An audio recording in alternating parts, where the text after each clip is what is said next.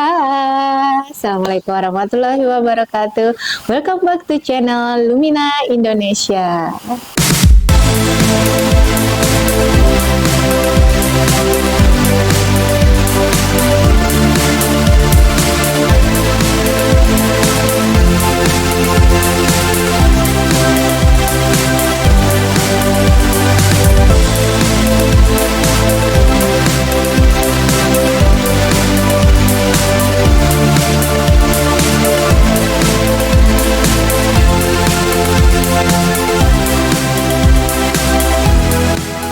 Sahabat semuanya nih, yang sekarang sedang berbisnis atau ingin membangun bisnis, kira-kira kalian suka memperhatikan nggak yang saya buat itu, atau langkah yang saya lakukan ini menjadi sebuah kesalahan besar atau enggak ya? Nah, saya mau cerita nih, berdasarkan pengalaman kita, ternyata kebanyakan pengusaha itu mereka tanpa sadar melakukan kesalahan-kesalahan di awal membangun bisnis yang akhirnya harus mereka bayar di pertengahan perjalanan bisnis ataupun bisnisnya ini menjadi gagal. Banyak orang yang memiliki ide-ide yang besar. Saya pengen bisnis ini deh, kayaknya bikin ini oke deh. Kayak bikin aplikasi ini bisa kali ya untuk menyelesaikan masalah ini. Atau misalnya kayaknya saya bikin produk ini kayaknya mau kali ya yang membuatnya gitu. Nah, di sekitar kita ini banyak orang yang memiliki semangat yang tinggi banget nih untuk memberdayakan sekitar dengan membuka lapangan pekerjaan, terutama lagi membuka bisnis gitu ya sahabat semuanya. Tetapi ada satu hal yang terkadang kita lupakan nih dalam memvalidasi ide bisnis kita, ataupun misalnya sahabat bisnis yang sudah berjalan itu divalidasi lagi gitu ya. Satu pertanyaan ini yang bisa saya lemparkan atau tanyakan, mereka tuh rata-rata kesulitan dalam menjawab. Pertanyaannya itu apa?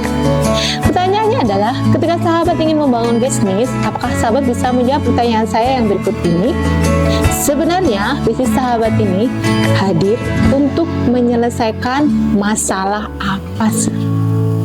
Masalah apa yang pengen sahabat selesaikan dengan hadirnya bisnis sahabat semua ini? Apakah benar memang masalahnya itu harus diselesaikan dengan hadirnya bisnis sahabat? Bisa jadi masalah yang sahabat potret ini bukan masalah yang bahaya, yang tidak perlu sahabat turun untuk menyelesaikan.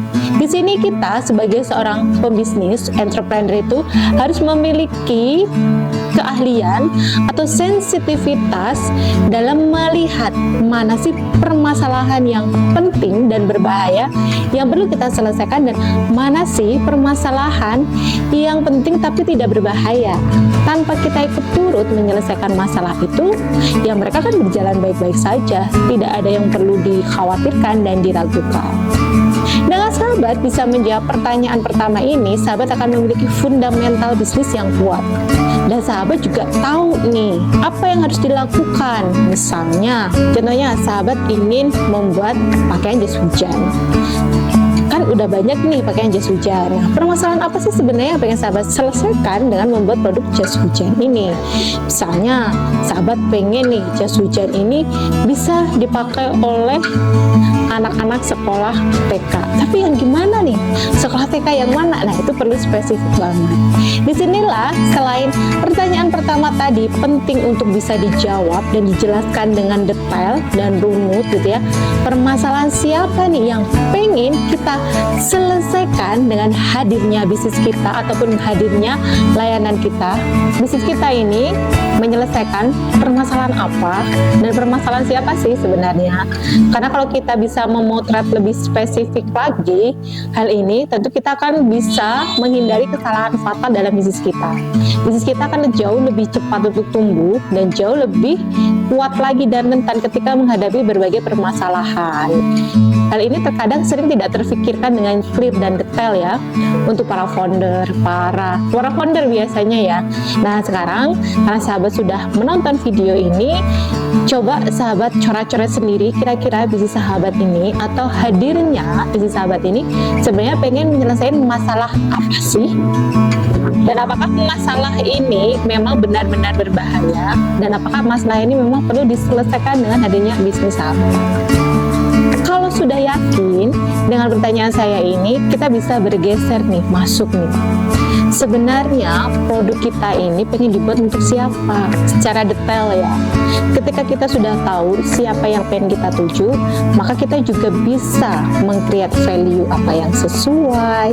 Lalu kita bisa meng-create bagaimana sellingnya ke mereka, karena tergantung dengan behavior juga gitu ya, perilaku mereka seperti apa yang paling mereka sukai, dan terkait dengan pricing juga. Kita perlu menyesuaikan pricing kita. Kalau misalnya kita pengen banget nih jual barang-barang untuk kalangan atas gitu kan, tentu pricingnya berbeda dengan orang-orang dengan harga barang menengah bawah. Bentuk servis dan yang lain sebagainya itu juga akan sangat berbeda, dan dia bisa mengikuti segmen siapa nih apa yang kita tuju. Dan segmen ini, menentukan segmen ini ada beberapa jenis yang perlu kita potret gitu ya. Jadi bukan hanya terkait dengan jenis kelamin, tapi ada begitu banyak kriteria yang perlu kita tuliskan sehingga kita bisa memotret dengan benar segmen yang akan kita tuju. Jadi ada beberapa nih sahabat yang akan saya sampaikan. Sahabat bisa cek nih, nanti bisa tulis sendiri ini. Yang pertama itu adalah dari pasti jenis kelamin. Yang kedua daerahnya, urban, suburban, rural, pedesaan, dan lain sebagainya. Lalu yang ketiga pekerjaannya, itu juga sangat penting. Yang keempat gaya hidupnya. Yang kelima apakah dia berkeluarga atau tidak berkeluarga. Dari sisi agamanya. Terus yang selanjutnya dia terkait dengan pendidikannya. Terus dia terkait dengan pekerjaan, tadi sudah ya, terkait dengan pekerjaannya.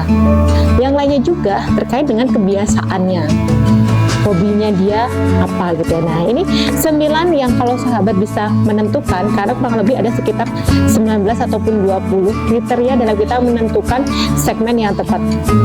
Dari sekitar 9 tadi atau 8 yang saya sebutkan terkait dengan segmen customer, ketika sahabat bisa memotret dengan jelas, maka sahabat akan punya waktu lebih efektif, lebih efisien untuk melakukan kesalahan, karena sahabat langsung tahu nih kira-kira produk saya atau jasa saya ini akan saya tawarkan ke siapa. Jadi orang-orang yang tidak termasuk di dalam segmen kita bisa kita abaikan ya gitu ya. Dan orang-orang yang ada di dalam segmen kita perlu menjalin komunikasi, kita perlu merawat hubungan itu dan yang lain sebagainya, yang bukan hanya semata-mata dia biar dan bukan hanya semata-mata biar mereka menggunakan produk kita, ya, tapi karena memang networking yang kita bangun secara tulus. Ini salah satu contoh kesalahan yang sering sekali kita abaikan, dan kesalahan ini sangat fundamental banget, yaitu pertanyaan untuk apa hadirnya bisnis kita, menyelesaikan masalah apa, dan kepada siapa kira-kira produk kita ini dibuat. Dengan satu kesalahan fundamental ini yang sahabat bisa selesaikan, maka insya Allah sahabat bisa membangun bisnis yang kuat secara tinggi dan memiliki dasar-dasar yang sangat kuat, sehingga ketika ada goncangan, gempa, dan lain sebagainya akan jauh lebih bertahan. Kalau menurut sahabat video ini bermanfaat, mencerahkan, memberikan inspirasi, dan membantu teman-teman yang lainnya untuk bisa menemukan cahaya dalam kegelapan, jangan lupa dong di komen, like, dan share-nya. Sampai jumpa di video selanjutnya. Assalamualaikum warahmatullahi wabarakatuh. Dadah.